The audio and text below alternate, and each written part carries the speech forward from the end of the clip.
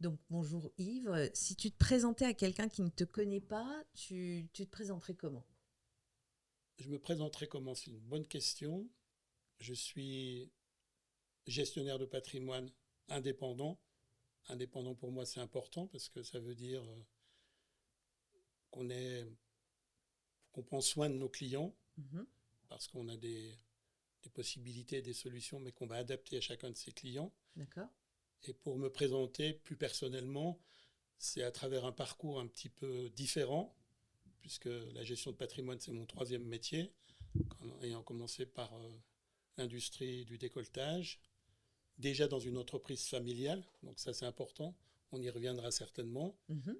Ensuite le marketing, la communication et maintenant la gestion de patrimoine depuis plus de 25 ans. Et ces deux activités combinées m'ont permis de développer cette troisième avec à la fois la force de l'entrepreneuriat dans l'entreprise familiale et la qualité, la compétence et tout ce que j'avais pu apprendre dans le marketing, de la communication et comment parler aux gens pour les convaincre. Voilà, ça je D'accord. dirais c'est les grandes lignes. Ok. Donc, cette entreprise dont tu parles, là, cette entreprise familiale que tu as fondée il y a 25 ans, comment ça t'est venu cette idée? Ben, après un changement de vie personnelle, des choses qui arrivent dans la vie, je me suis retrouvé donc sans activité et à la lecture de différents journaux économiques, parce que j'ai déjà toujours été intéressé par tout ce qui touchait l'économie, les placements financiers à titre personnel, j'ai répondu à une annonce. Je suis allé faire une découverte et un stage de 3 jours à côté de Paris. Et à l'époque, ça nous ramène en 1999.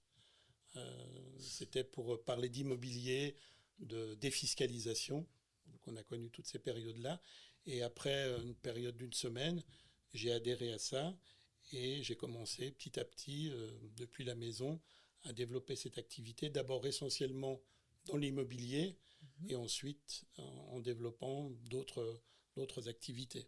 Mhm. Donc c'est vraiment une reconversion parce que j'ai été mis au pied du mur pour des raisons personnelles, ce Mhm. qui a fait que j'ai rebondi professionnellement et ça m'a permis ouais, de pouvoir créer. Et aussi, je pense que j'avais, à travers l'entreprise et l'expérience de l'entreprise familiale, envie de créer quelque chose qui soit personnel, Mhm.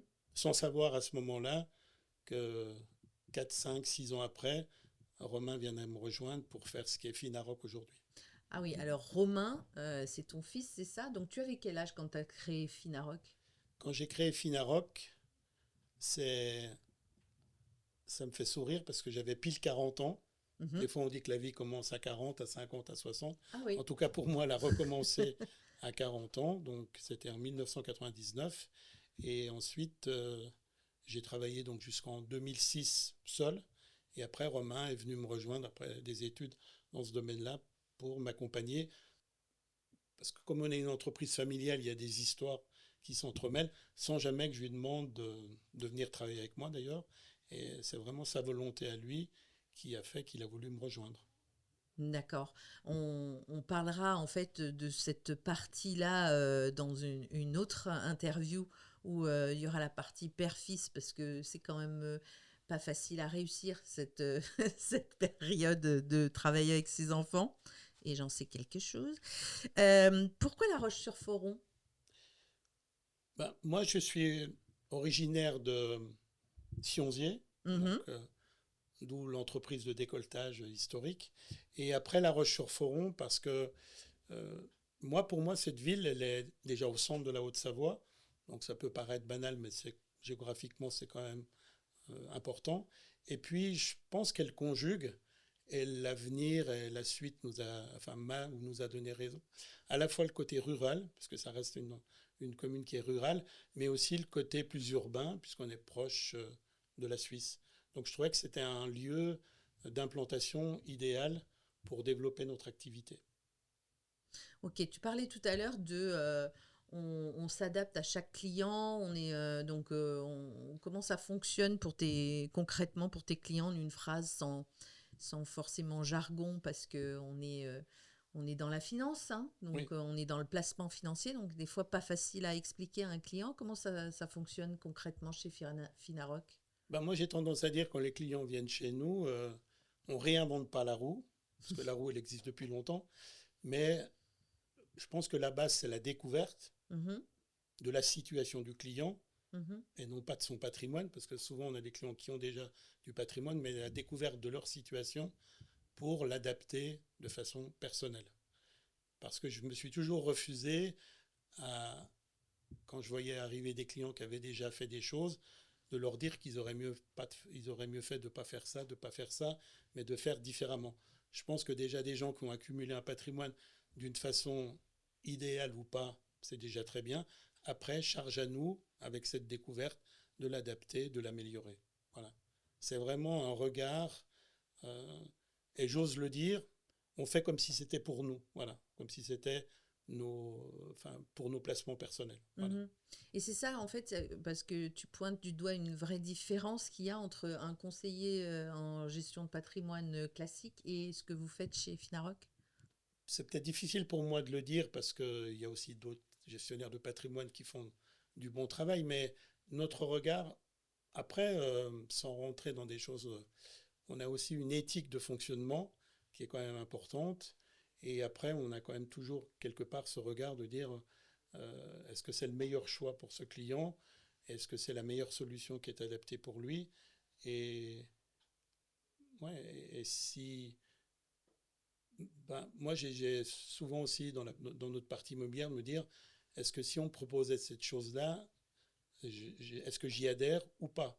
Donc, si ce que je propose, le client y adhère, c'est bien qu'il va y trouver un intérêt. Voilà. Mhm. Et qu'est-ce que 25 ans sur ce territoire t'ont appris sur les gens? Comment 25 ans sur ce territoire m'ont appris ouais. beaucoup de choses. Oui. Euh, ben après, on a quand même une clientèle diversifiée. Donc, c'est vrai que. Mais ce que je retirerais de façon simple, c'est que euh, beaucoup de gens n'ont pas conscience de ce qu'ils ont fait ou n'ont pas été forcément conseillés de la bonne façon. Et à un moment donné, ils se réveillent en se disant mince, peut-être j'aurais pu faire ça, peut-être que j'aurais dû faire ça, mais à un moment donné, je n'ai pas rencontré la bonne personne.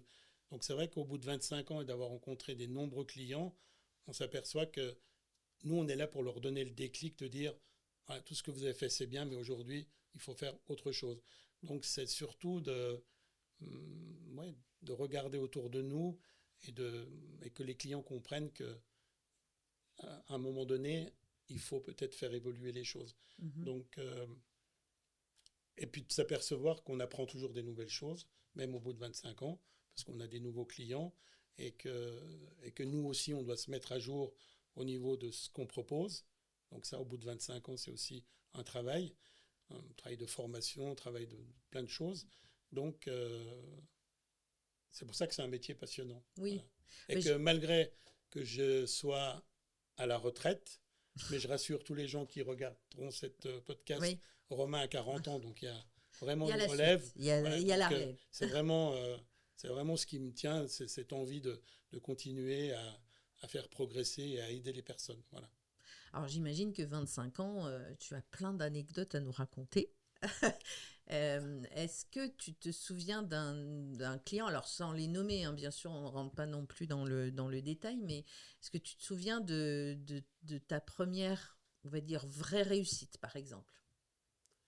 Ma première vraie réussite, il y en a eu pas mal, Mhm. mais au-delà d'un exemple précis que je vous donnerai après, c'est d'avoir des gens qui nous suivent depuis le début. Oui, ça c'est l'ancrage Voilà, familial. j'ai des clients Mm. avec qui j'ai commencé à faire des premières affaires en 2000 qui sont toujours là. J'en ai même un d'ailleurs, si je prends cet exemple, qui va devoir vendre son appartement dans 15 jours. Et c'est de nouveau nous qu'on va lui vendre et on lui avait déjà vendu précédemment. Et après, je pense aussi à une autre personne à qui j'ai fait faire un investissement ouais, il y a plus de 12 ans Mhm. et qui aujourd'hui va se retrouver avec un patrimoine par rapport à cet investissement assez important. Donc on l'a vu encore puisque on était dans nos périodes de déclaration d'impôt en faisant un petit peu un tour d'horizon. Et la personne dit ah oui, c'est vrai que j'ai ce bien-là que j'avais acquis avec vous, c'est vraiment incroyable ce qui va se passer. Et une autre chose qui est plus plus actuel, mais qui remonte un peu. Une personne qu'on doit voir demain, d'ailleurs, Mhm. qui, puisqu'on essaye aussi d'être assez proche des frontaliers, qui va venir demain pour faire sa déclaration d'impôt et qui, justement, d'où ce qu'on a dit tout à l'heure, qui n'avait pas été conseillée à un moment donné quand elle a dû choisir de prendre son capital ou sa rente, a pris sa retraite sous forme de rente. Et chaque fois qu'elle vient faire sa déclaration d'impôt, ce qui va avoir lieu demain, et que c'est une personne qui est seule, qui paye plus de 18 000 euros d'impôts, elle se dit, Monsieur Farina, votre expert comptable nous avait présenté, j'aurais mieux fait de vous écouter. Voilà, c'est comme ça. Donc ça, c'est vraiment du réel, c'est du Mhm. concret. C'est du concret. Quelqu'un qui, à un instant T, n'a pas reçu forcément la bonne information, elle aurait choisi ou pas, mais elle aurait eu la possibilité, en connaissance de cause, de faire ce choix. Est-ce que, parce que là, on n'a pas parlé des clients, c'est quoi le type de client chez Finarock? Alors aujourd'hui, le type de client chez Finarock, nous, on a toujours eu une communication assez importante sur les réseaux sociaux, mais plus sur des plateformes quand on faisait beaucoup d'immobilier.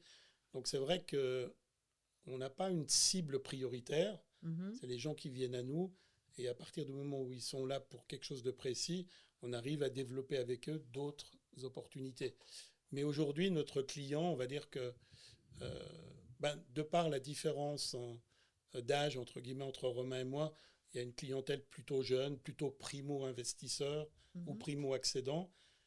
Et si on se répartit le travail, moi j'ai plutôt les gens qui ont 45, 50 ans et plus, qui ont déjà acquis une certaine stabilité, qui ont fini de payer par exemple leur résidence principale et qui ont besoin d'investir. Mhm. Donc je ne vais pas dire qu'on a une clientèle type TNS 100% ou Mhm. chef d'entreprise 100%. On accueille tout le monde de la même façon. C'est pour ça que c'est très diversifié. Clientèle frontalière, hors frontalière. Encore hier, il y a 2 jours, j'étais au téléphone suite à un contact que j'ai acquis sur Internet avec quelqu'un qui est un cadre dirigeant au Nigeria, qui a besoin de préparer son retour. Donc voilà, c'est Mhm. divers. Voilà, Oui, c'est divers et varié. Tu tout t'adresses à fait. pas, Finarock en tout cas n'a pas que une spécialité sur les frontaliers. Non, parce qu'on s'est fait la réflexion avec Romain, Mhm. et ça m'a fait rire d'un côté, puis d'un autre côté, je me dis, tiens, on a peut-être loupé un épisode. C'est que on a même des clients qu'on connaît depuis longtemps qui nous disent, ah bon, je ne savais pas que vous faisiez ça, c'est-à-dire Ah, du placement. ah oui. Ils savaient qu'on faisait de l'immobilier, Mhm. ils savaient qu'on pouvait déclarer leurs impôts, mais est-ce que je suis frontalier si je dois placer mon deuxième. Donc, donc, charge à nous aussi de faire connaître tous nos talents. Donc, aujourd'hui, on s'oriente un peu plus vers la clientèle frontalière, parce que je l'ai moi-même été, je suis passé par là, Romain l'est aussi. Donc, on a, je pense, les bonnes armes de façon simple mais pragmatique pour les conseiller. Voilà. Hein, on parle des frontaliers. Pourquoi une banque suisse ou un conseiller de gestion en patrimoine ne peut pas vraiment les servir enfin, de la même façon, on va dire? Alors, à mon avis, les banques suisses, comme on dit dans notre jargon, les tickets d'entrée pour avoir une gestion efficace sont quand même relativement importants. On va parler peut-être de 250, voire plus. Idem quand on a des clients qui nous parlent d'assurance vie luxembourgeoise, c'est Mhm. pareil. Oui. Euh, Ensuite, la Suisse est connue pour sa quiétude, sa paix, mais au niveau des rendements financiers, ce n'est pas forcément toujours le plus intéressant. Et puis je pense que les gens ont besoin de proximité et, et de gens qui sont passés par certaines expériences personnelles pour leur apporter vraiment un bon conseil. Donc après, nous, on n'est pas ignorants de ce qui peut se faire en Suisse, parce qu'on a des clients qui ont des gros patrimoines, on en a un actuellement à qui on peut faire du partenariat. Mais dans la clientèle qu'on a, c'est pas notre clientèle de base. Voilà. Mhm. Et c'est pas ce que les gens recherchent non plus. Voilà. Euh, c'est quoi la situation typique que tu vois sur le territoire en ce moment? Alors, alors ça, c'est notre force, je pense, notre avantage, puis des fois peut-être un petit inconvénient. Euh, Nous, on voit quand même plusieurs situations Mhm. de gens qui s'adressent à nous. Euh, Là, je pense à récemment une cliente qui vient d'acquérir un bien immobilier donc à La Roche, qui est dans une maison qu'elle veut vendre. C'est Romain qui s'en est occupé. Donc ça, c'est un client qui arrive, qui a un besoin simple de dire, voilà, je ne veux plus être dans ma maison, je veux acheter un appartement, qu'est-ce que vous avez? Après, on a le client alors, qui est plutôt en phase de constitution, donc quelqu'un qui va être locataire et qui voudra devenir propriétaire. Ça, c'est la deuxième possibilité. Après, on a des clients qui sont une cinquantaine d'années, qui, eux, ont besoin d'un vrai conseil et d'une vraie stratégie. Et maintenant, depuis qu'on travaille un peu plus proche des frontaliers, bien qu'on ait toujours eu des frontaliers dans nos clientèles, pas qu'on pense qu'on se met, c'est pas, pour moi, c'est pas une opportunité du moment, ça fait longtemps qu'on est là, mais qu'on le développe un peu plus. Bah, c'est aussi beaucoup de gens maintenant qui sont proches de la retraite et qui veulent vraiment savoir, si je peux me permettre, à quelle sauce ils vont être mangés fiscalement, quels choix ils ont besoin de faire pour être au plus optimum possible. Donc, on ne peut pas dire qu'on a un client type, mais on a tous ces types de clients et grâce à nos différentes casquettes d'immobilier, de courtage, de placement, on arrive à répondre à toutes ces questions. Pour toi, l'actualité, en règle générale, là, ça présage quoi? C'est quoi ton avis? Moi, je suis toujours un peu surpris, étonné et amusé quand je vois des experts qui vous disent que bah oui, il y a la guerre en Iran, le pétrole a augmenté, on ne sait pas combien de temps ça va durer. Ben, ça, on n'a pas besoin d'experts pour ça. Après, c'est là où notre rôle de conseiller, mais plus par rapport à la sélection de ce qu'on va proposer aux clients, va rentrer en ligne de compte. Parce que le client, il est le client. On s'aperçoit que, en tout cas dans notre région, des gens qui gagnent de l'argent, il y en a, Mhm, et certains beaucoup. Des gens qui ont de l'argent, il y en a, et mhm. certains beaucoup. Des gens qui héritent, il y en a, certains. Donc, euh, à nous de les rassurer d'une certaine façon, en leur faisant prendre conscience qu'il y a des risques, mais qu'on peut les maîtriser. Donc, je dirais que le marché, il est tel qu'il est, et donc on va pas, si on écoute les bruits extérieurs, comme je dis à certains clients, on ne va plus rien faire. Et tout à l'heure, vous me posiez la question par rapport à des exemples précis, Oui, des concrètement, phrases oui. qu'on m'a dites. Mhm. Moi, je me rappelle que quand j'ai commencé cette activité, ou au bout de 3-4 ans, quand je disais à certains clients, ben, si vous voulez investir, vous pouvez acquérir, si vous avez les moyens, vous pouvez acquérir un appartement à Ferney-Voltaire, puis un autre à Annemasse. Ce à quoi souvent les gens me répondaient, ah oui, mais si la Suisse se casse la gueule, ce à quoi je répondais, ben nous, il y a longtemps qu'on sera dans le trou. Donc voilà, ça veut dire qu'il faut démystifier certaines choses, de dire que ben, le marché, il est comme ça, mais si on a une sélection rigoureuse par rapport à des opportunités, le monde continue de tourner. Voilà. Oui. Voilà. C'est quoi justement ton conseil par rapport à ceux qui sont un petit peu frileux d'investir dans ces temps un peu tendus, on va dire? Ben, le vrai conseil, c'est que si vous faites rien, vous perdez de l'argent. Mhm. Ça, c'est la base. Ça, on entend ça bon, dans beaucoup de vidéos, dans beaucoup de podcasts, mais c'est quand même une réalité.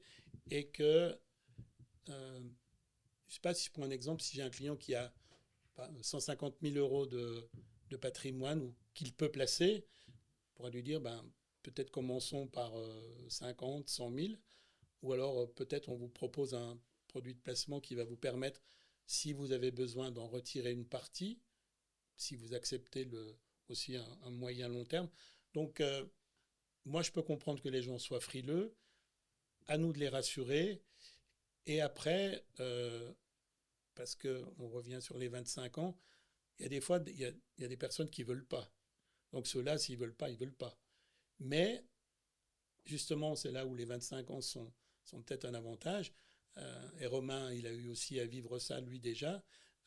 On a des clients qui nous rappellent 3 ans après pour nous dire, ah, ben maintenant, je suis prêt. Donc quelqu'un qui n'est pas prêt aujourd'hui, parce que la conjoncture est compliquée, ça peut se comprendre, mais ça ne veut pas dire qu'il ne sera pas prêt demain, ça ne veut pas dire qu'il ne sera pas prêt dans 6 mois. Et nous, dans 20 ans, Romain, il sera encore là.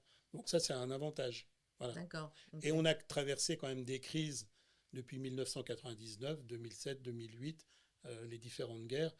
Et les patrimoines de nos clients ont toujours bien évolué en faisant peut-être des arbitrages. D'où l'intérêt d'avoir quelqu'un qui suit ce que vous faites et ce que Mm. vous lui avez fait faire, surtout. Voilà. C'est quoi que l'erreur d'ailleurs que tu vois très régulièrement par rapport à... Ah, c'est bien parce que tout à l'heure, on parlait d'exemples.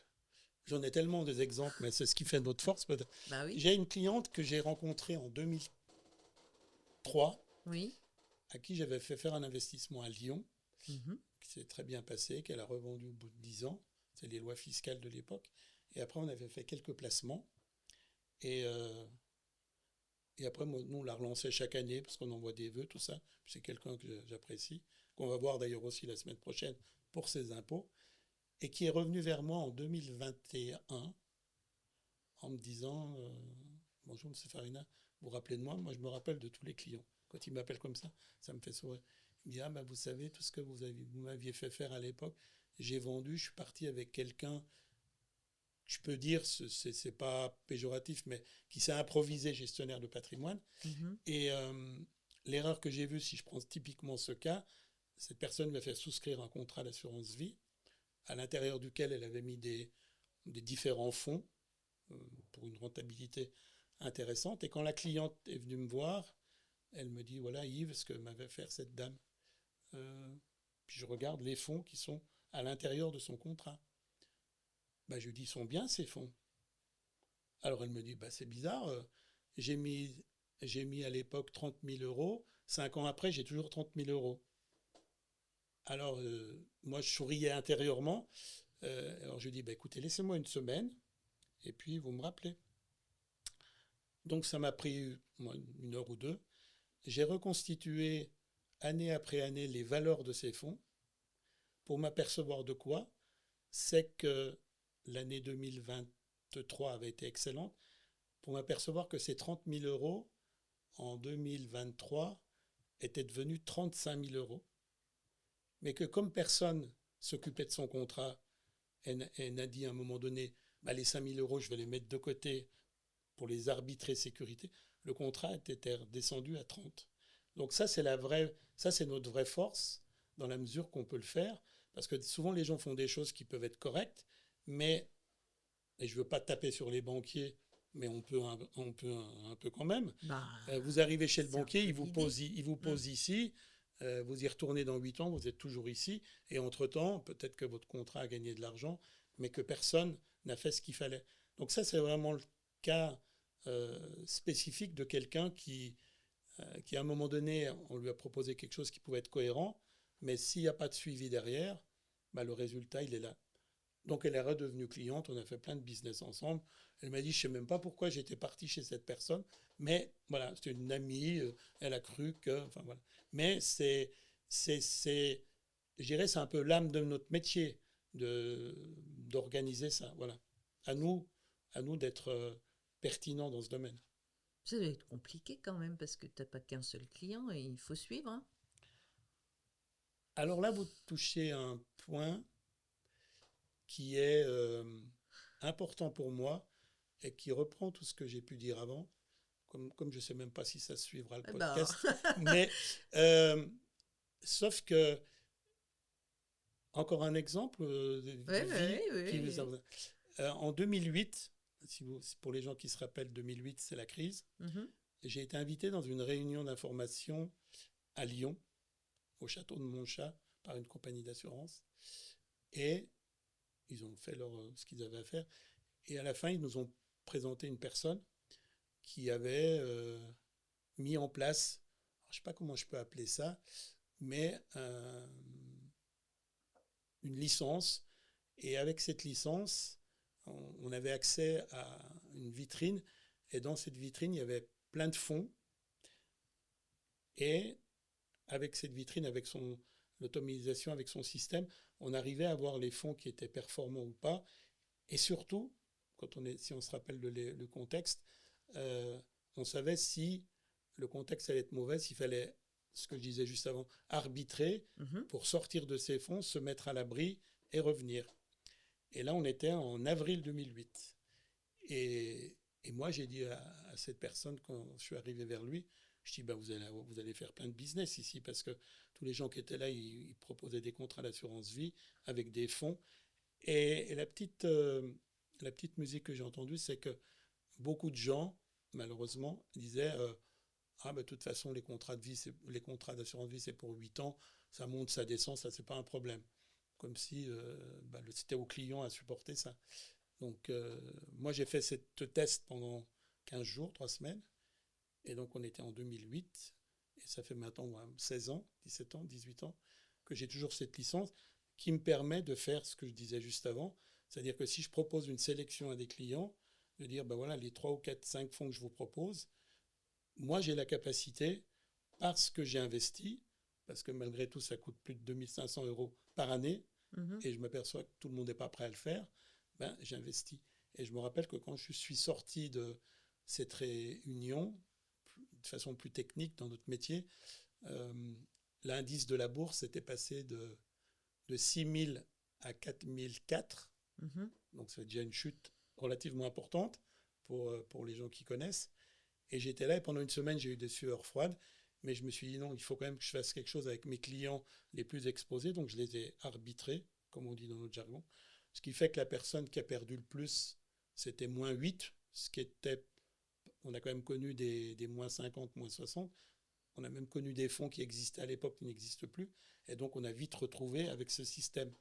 Donc ça fait partie d'un tout dans la gestion de patrimoine. Alors après, je ne dis pas qu'on est parfait, je ne dis pas qu'on ne peut pas se tromper, mais en tout cas, on a les outils et on essaye d'avoir les moyens de le faire. Voilà. Parce que moi, je pars du principe que si je propose un contrat d'assurance vie à un client et que je lui dis je vais vous mettre dedans, je ne veux pas être trop technique, mais des fonds un peu plus dynamiques, des unités de compte, si je ne suis pas capable de me dire là, peut-être que celle-ci, il faut que je change pour une autre, bah, ce n'est pas la peine que je lui propose. Donc, on a quand même ce regard aussi qui est même à titre personnel. Et comme je fais beaucoup de choses pour moi à titre personnel, ben, quand je le fais pour moi, ça accompagne celui de mes clients. Voilà. Et tu as des indicateurs pour chaque client, pour suivre leur contrat, tu te souviens? Enfin, je veux dire, comment ça se passe? Tu as quand même des Oui, automatisations dans le malgré tout, truc, pas que la tête. malgré tout, j'ai une bonne mémoire, je pense. Mhm. Et puis dans notre métier, on n'est pas là non plus pour faire prendre des risques aux clients démesurés. Mhm. Donc souvent, quand on a des clients qui nous disent, voilà, moi j'ai tel capital à placer, je dis, ben, sur une partie, vous acceptez de prendre du risque. Oui, non.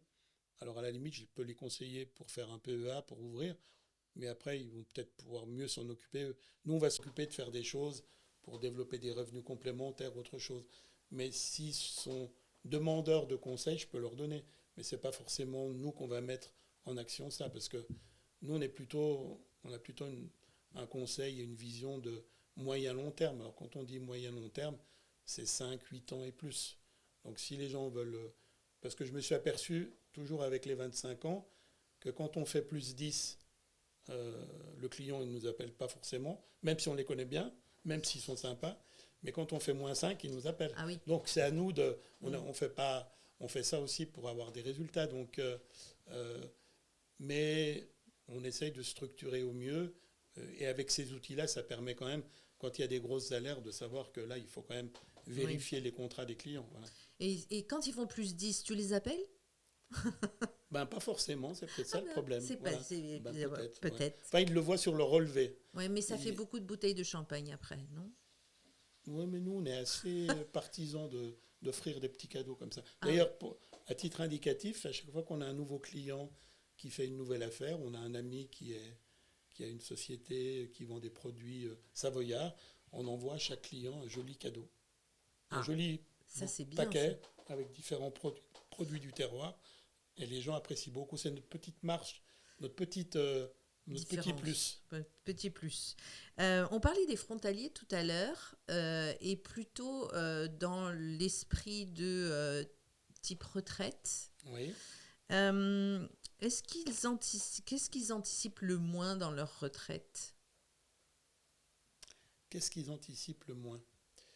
Euh, Bah, dans les exemples qu'on a pu vivre, c'est pas que ce qu'ils anticipent le moins, c'est que ils savent pas trop en fait. Mhm. Et alors ce qu'ils anticipent le moins, s'ils n'ont pas été, mais là je vais peut-être rentrer dans des choses pas très techniques, mais je vais essayer de les dire simplement, c'est Mhm. que on est souvent confronté à ce qu'on appelle des frontaliers futurs, peut-être polypensionnés, donc à la fois en France et à la fois en Suisse, suite à la canton de Genève ou Lausanne ou Valais.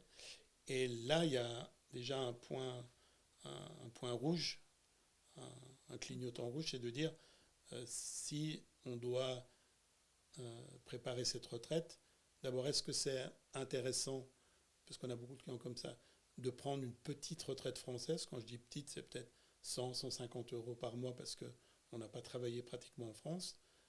Est-ce que c'est judicieux de prendre cette retraite pour pénaliser la retraite suisse, mais de façon considérable? Donc ça, c'est un premier aspect. Deuxième aspect, c'est est-ce que je vais bien manager ma future couverture maladie? Parce qu'en Suisse, il y a la CMU, la LAMAL, donc il y a peut-être des arbitrages à faire comme ça. Et après aussi, de façon plus générale, c'est aussi la différence de revenus, puisque quelqu'un qui va gagner en Suisse entre 6 et 7 000 francs, il y en a quand même pas mal, il va se retrouver après à la retraite avec une décote d'au moins 40%. Donc les gens, je ne sais pas s'ils ont forcément pris conscience de ça. Et d'autre part, malgré que les frontaliers payent de l'impôt, en tout cas, je parle de ceux du canton de Genève, mais quand c'est prélevé à la source, vous ne le voyez pas. Par contre, là on a aussi des exemples comme ça, quand des travailleurs frontaliers sont à la retraite et font leur première déclaration en France, et qui voient l'impôt qui arrive, ils se disent « Ah, mais ça coûte aussi cher ». Donc il y a aussi des choses par rapport à la fiscalité. Donc c'est bien de les préparer en étant, attirer l'attention sur la couverture maladie, quel est l'intérêt de la France et de la Suisse, et surtout, mais là c'est sûrement à prendre bien en amont, c'est-à-dire on va préparer votre futur complément de retraite. Voilà. Donc, ou des gens qui sont tout simplement perdus, qui ne savent pas comment faire. Oui. Où je dois écrire pour mon pilier, comment je fais avec l'AVS, donc des choses basiques. Donc nous, on est là aussi pour les aider. Donc, moi, je suis passé par là pour les aider dans ces démarches-là. Donc, ce n'est pas forcément des choses compliquées, mais des choses plus basiques, mais et notre vocation, c'est de les rassurer et de leur expliquer qu'en suivant cette stratégie, on va être pour eux les gens qui vont pouvoir leur donner la vraie solution et en tout cas la plus intéressante pour eux, oui.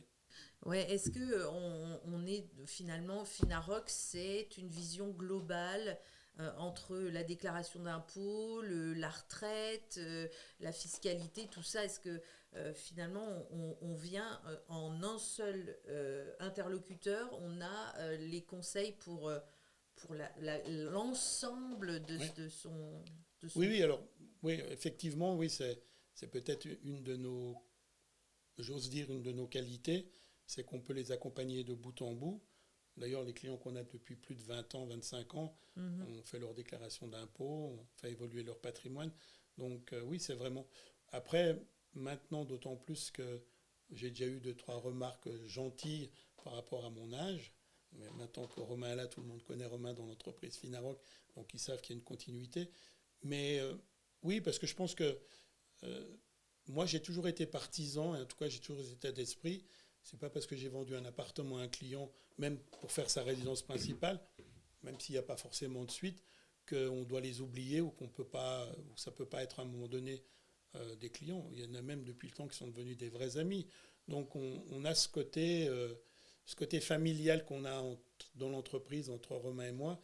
Je veux dire, on a aussi ce côté d'approche avec nos clients, tout en étant rigoureux et sérieux, mais ça n'empêche pas de faire les choses d'une certaine façon. Donc oui, de partir d'un point A pour aller à un point B et entre-temps faire évoluer les choses avec eux, oui. Et je le dis aussi toujours parce que ça sera peut-être coupé au montage. Il faut s'adresser là Voilà, à la caméra. Et là, c'est le nom de... Et ça, Romain, ça va le faire sourire. Il va dire ça quand même. Mais on a appelé la société Finarock. Et c'était un matin, je me suis envoyé, je dis voilà, c'est Finarock, c'est un peu... Il y a FY, c'est Farina Yves, Fina Finance, RO, c'est Romain. Et Finarock, c'est tiré d'un livre ancestral, on va dire ça comme ça. C'est bâtir sa maison sur le roc.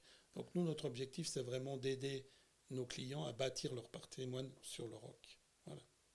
Et tu m'étonnes que ce sera coupé, mais ce sera mis au début en fait. Ah, d'accord. Ok. Voilà.